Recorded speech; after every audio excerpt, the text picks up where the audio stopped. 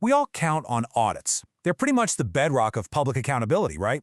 They're supposed to give us confidence that our institutions are running smoothly. But what if I told you that every single audit comes with a built-in, calculated risk of being wrong? Yeah, that's what we call the auditor's dilemma, and we're going to unpack it right now. So that's the big question, isn't it?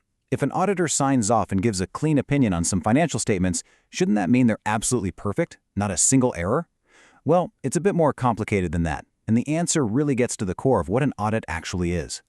And there's our answer, right from the Financial Audit Manual itself.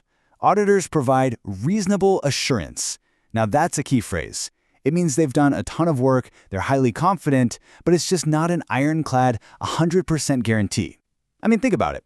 To check every single transaction in a massive government department, it would take forever and cost a fortune. It's just not practical. So that gap, the space between that 100% perfect world and the reasonable assurance they actually provide, well, that's where today's topic lives. This is where we run into something called audit risk. So what is it? Put simply, audit risk is the risk that the auditor messes up. It's the small but very real chance they give a thumbs up, an unqualified opinion, to financial statements that actually have a major error in them.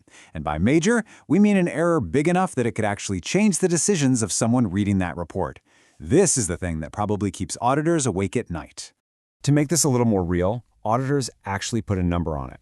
A pretty common level of audit risk they're willing to accept is 5%. But here's the best way to think about it. If there's a 5% risk they're wrong, that means they are aiming for 95% confidence that they're right. So when they issue that report, they're basically saying, we are 95% sure these numbers are clean. Okay, so if that's the overall risk, where does it come from? Well, it's not just one single thing. Auditors are smart about this. They break it down into 3 separate pieces. You can almost think of them as 3 hurdles that an error has to get over to end up in the final report. So, first up is inherent risk. This is just the raw, natural riskiness of something. Imagine you're looking at a pile of cash versus, say, an office building. The cash is just way more likely to be stolen or miscounted, right? That's its inherent risk. It's the risk that's just there before you even think about putting locks on the door. And of course, this isn't the same for every situation. For a government agency launching a brand new, super complex benefits program, well, the inherent risk of errors is going to be way higher than it is for something simple and routine, like their monthly payroll. Some things are just naturally trickier. Next up, control risk. See, organizations don't just sit back and let these inherent risks happen.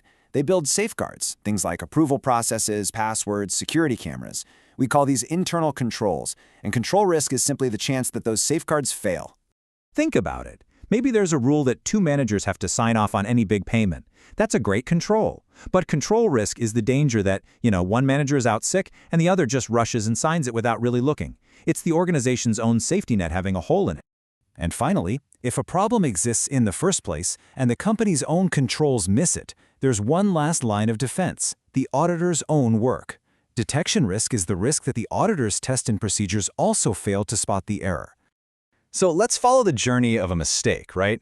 Inherent risk means a problem was likely to happen. Control risk means the organization's systems didn't stop it. And finally, detection risk means the auditor's own search came up empty. And this last one is the big one for the auditor because it's the only piece of the puzzle they have direct control over. They can lower this risk by doing more work. Now, this might sound like a lot to juggle, but auditors have this really elegant way of managing all 3 of these risks. They actually use a simple mathematical model to create a kind of balancing act, making sure they do just the right amount of work to hit that 95% confidence level we talked about. And here it is. This is the audit risk model.